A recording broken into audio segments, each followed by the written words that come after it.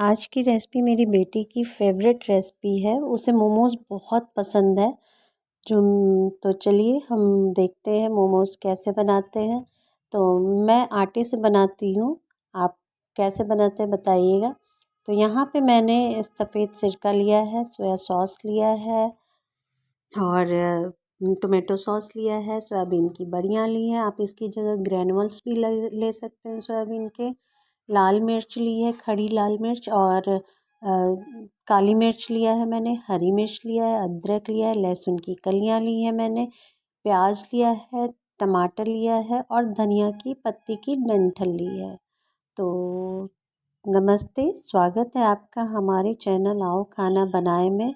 तो चलिए सबसे पहले हम डो तैयार कर लेते हैं ताकि उसको रेस्टिंग टाइम मिल जाए जब तक हम सारी चीज़ें प्रेप करेंगे। तो यहाँ पे मैंने 2 कप आटा, गेहूं का आटा लिया है, जिसे मैंने 1 टेबल स्पून ऑयल डालकर मिक्स करके सॉफ्ट डो तैयार कर लिया है। इससे क्या होगा कि हमारे जो मोमोज़ है ना वो बहुत ही अच्छी तरह से बहुत सॉफ्ट बनते हैं। तो आप भी इसी तरह बनाइएगा और अपने बच्चों को, बड़ों को, सबको खिलाइएगा। ये खाने में बहुत ही टेस्टी लगते हैं और बहुत ही हेल्दी भी हैं।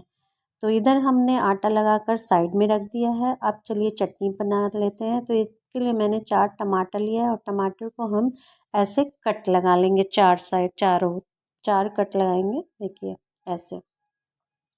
जब हमारे टमाटर ये कट हो जाएंगे तब मैंने उसमें 10 से 12 लाल खड़ी मिर्च ली है, 10 से 12 मैंने लहसुन की कलियां ली हैं और फिर इसको हम बॉईल कर लेंगे। आप मिर्च अपने हिसाब से कम या ज़्यादा लीजिएगा, क्योंकि बहुत लोग बहुत ज़्यादा खाते हैं मिर्च और बहुत लोग कम। तो आप अपना क्वांटिटी अपने हिसाब से कर लीजिएगा और बच्चों को खिलाना हो तो स्किप कर दीजिएगा, कम डालिएगा। तो यहाँ पर मैंने जब हमारे अच्छी तरह से बॉयल हो गए हैं तो मैंने उसे ठंडा करने के लिए एक प्लेट में रख दिया था और जब प्लेट में ठंडा हो गया है टमाटर, तब मैं उसके छिलके उतार रही हूँ कि हमने शुरू में ही इसके कट लगा लिए थे, इसलिए इसके छिलके बहुत ही आसानी से उतर जाएंगे। तो देखिए हमारा यहाँ पे जब छिलके उतार के और लहसुन और लाल मिर्च को हमने एक मिक्सी के जार में ट्रांसफ़र कर लिया है। यहाँ ध्यान रखिएगा, जब तक हमारा मटेरियल अच्छी तरह से ठंडा नहीं हो जाएगा तब तक हम उसे नहीं पीसेंगे, नहीं तो मिक्सी का ढक्कन खुल जाता है, इसलिए। तो इसे हम एक महीन पेस्ट बनाकर तैयार कर लेते हैं। और अब मैंने एक पैन लिया है, पैन में मैंने 1 टेबल स्पून कुकिंग ऑयल डाला है। हमें सरसों का तेल नहीं डालना है, हमें कोई भी कुकिंग ऑयल डालना है, लेकिन सरसों का तेल स्किप कर देंगे, उसे नहीं डालेंगे। और जब हमारा तेल अच्छी तरह से गर्म हो गया है तब मैंने एक छोटा सा प्याज को बारीक टुकड़ों में काट लिया था, उसे डाला है। आप चाहे तो अगर प्याज बड़ा हो तो हाफ़ डाल सकते हैं। तो यहाँ पे मैंने जब प्याज हल्का गुलाबी हो गया है तब मैंने जो टमाटर की चटनी पीसी थी ना, उसको डाल देंगे और खूब अच्छी तरह से 5 से 10 मिनट तक इसे पकाएंगे। चटनी बनने में आपको 10 मिनट लग जाता है, 10 से 12 मिनट तक लग जाएगा। देखिए यहाँ जो हमने चटनी में के लिए धनिया पत्ती की डंठल ली थी ना, उसी बारीक टुकड़ों में काट कर डाल दिया है। और मैंने यहाँ पे 1 टीस्पून कश्मीरी लाल मिर्च डाला है, जिससे कि इसका कलर बहुत अच्छा आता है। और फिर 1 टीस्पून ही मैंने इसमें चीनी डाला है और नमक स्वाद के अनुसार डालेंगे। इससे इसका कलर और तो अच्छा आता है, ये टेस्ट भी बहुत बढ़ जाता है। और फिर उसके बाद हम इसको अच्छी तरह से पकाएंगे। तो इस मोमोज़ को जो डाइट कर रहे हैं ना, जो अपना वेट लॉस करना चाहते हैं, वो भी इसे खा सकते हैं। और चटपटा ये तो इतना अच्छा होता है ना कि कोई भी इसे चाहे जितना मन उतना खा सकता है और ये नुकसान भी नहीं करेगा, क्योंकि हम इसे एक हेल्दी वर्जन आटे में बना रहे हैं, तो इसलिए। और ये चटनी तो एकदम जो स्ट्रीट स्टाइल वाली आप चटनी खाते हैं ना, उसी तरह लगती है, बहुत ही अच्छी ठेले वाला टेस्ट देता है ये। और बनाइएगा ज़रूर आप भी और बताइएगा कि कैसा बना और कैसा लगा। तो यहाँ पे हम अब हमारी चटनी गाढ़ी हो रही है, तो हमें इसके बाद हम सोया सॉस और विनेगर और टोमेटो सॉस डालेंगे। तो देखिए चलाते चलाते जब हमारा चटनी का कलर ऐसा हो जाएगा तब हम इसमें अब सोया सॉस डालेंगे। तो सोया सॉस हमें ज़्यादा नहीं डालना है, 1 टीस्पून ही डालेंगे, नहीं तो वो कड़वापन आ जाएगा। अगर हम ज़्यादा सोया सॉस डालते हैं ना तो उससे कड़वापन आ जाता है। तो ये हमारी चटनी अब लगभग बनकर तैयार ही होने वाली है। तो हमें लास्ट में ही चटनी में वो सोया सॉस, विनेगर और टोमेटो सॉस डालना है। इससे क्या होता है कि जो सॉस का टेस्ट होता है ना वो बहुत अच्छा आता है। तो ये सोया सॉस को डालकर ज़्यादा देर तक नहीं पकाना चाहिए। तो इसलिए हमने यहाँ 1 टीस्पून ही सोया सॉस डाला है और फिर 2 से 3 टीस्पून मैंने इसमें टोमेटो सॉस डाला है और उसके बाद मैंने इसमें 1.5 टीस्पून विनेगर, वाइट विनेगर डाला है। तो इनको डालकर हमें 5 मिनट, 5 से 6 मिनट और पकाना है और फिर हमारी चटनी एकदम गाढ़ी अच्छी बनकर तैयार हो जाएगी। इसमें हमें कॉर्नफ्लोर नहीं मिलाएंगे क्योंकि हमारी चटनी में वैसे ही गाढ़ापन और टेस्ट आ चुका है। और इधर मैंने गर्म पानी कर लिया था, उसमें मैंने सोयाबीन की बड़ियाँ डाल दी है। यहाँ मैंने 1 से 1.5 कप सोयाबीन की बड़ियाँ ली है। देखिए हमारे सोयाबीन अच्छी तरह से सॉफ्ट हो चुके हैं। तब मैंने इसमें इसको पानी से अच्छी तरह से 3 से 4 बार धोकर इसको अच्छे से निचोड़ लिया। देखिए ज़रा सा भी पानी हमें इसमें नहीं रहने देना है। तो अब हम एक मिक्सी का जार लेंगे, उसमें मैंने 12 से 13 लहसुन की कलियां ली हैं, 2 इंच अदरक का टुकड़ा लिया है, 7 से 8 हरी मिर्च ली है, 2 टीस्पून मैंने काली मिर्च ली है। तो मैं जैसे कि आप पहले भी कहा है कि अगर बच्चों को खिलाना हो तो आप मिर्च स्किप कर दीजिएगा और 2-3 से आधा टीस्पून ही इसमें काली मिर्च डालिएगा या काली मिर्च भी स्किप कर दीजिएगा क्योंकि कुछ बच्चे तीखा खाते हैं, कुछ बच्चे नहीं खाते हैं। और बड़ों के हिसाब से भी कुछ लोग तीखा ज़्यादा खाते हैं, कुछ लोग कम। तो आप उसी हिसाब से मिर्च की क्वांटिटी कम या ज़्यादा कर दीजिएगा। तो और फिर उसी मैंने मिक्सी में सोयाबीन की बड़ियाँ डालकर भी उसे बारीक कर लिया है। आप चाहे बारीक नहीं, सॉरी, दरदरा कर लिया है। आप चाहे तो उसे ग्राइंडर हैंड चॉपर से भी चॉप कर सकते हैं।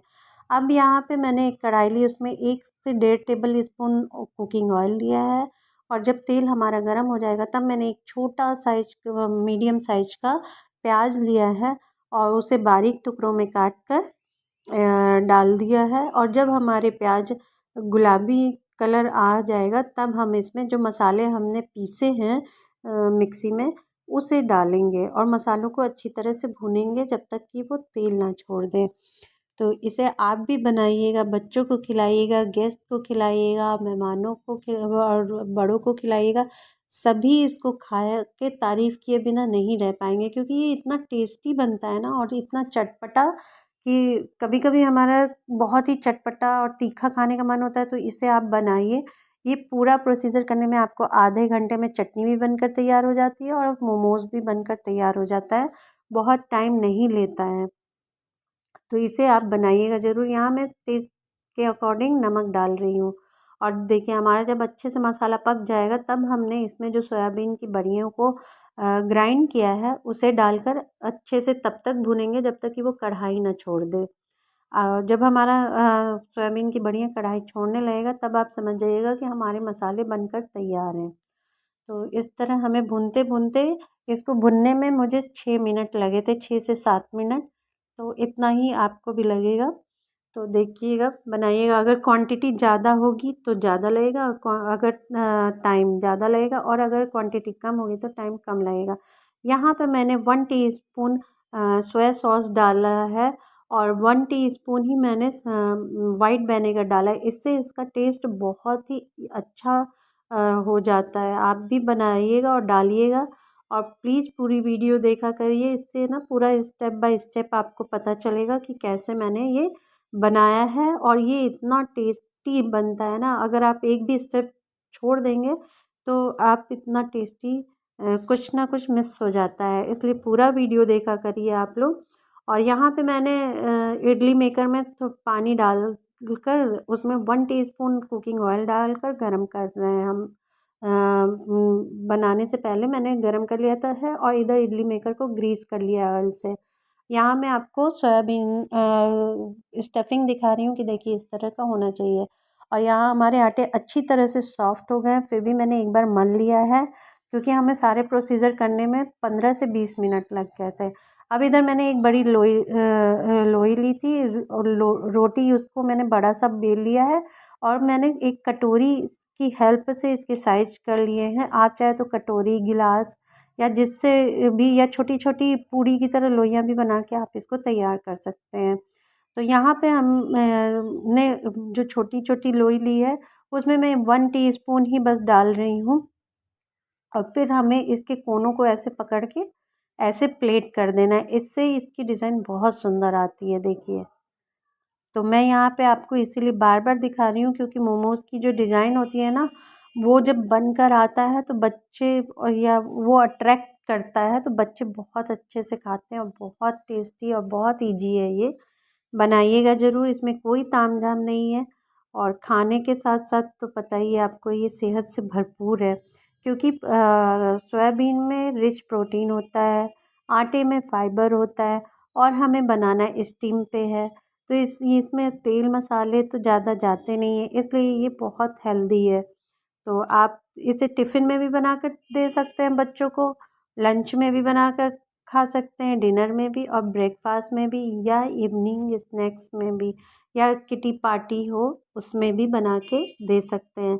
ये जो भी खाएगा इसे वो बिना तारीफ़ किए आपकी नहीं रह सकता क्योंकि ये टेस्ट के साथ साथ ना हेल्दी वर्जन है। और डाइट जो करते हैं डाइटिंग उनके लिए भी ये बहुत सफिशिएंट है क्योंकि कभी कभी ना डाइटिंग करते करते हुए हमारा मन होता है ना कुछ चटपटा तीखा अच्छा खाने का, तो हम इसे बनाकर अच्छे से खा सकते हैं। तो इस तरह से हम सारे डिजाइन्स मैं यहाँ आपको बनाकर दिखा दे रही हूँ।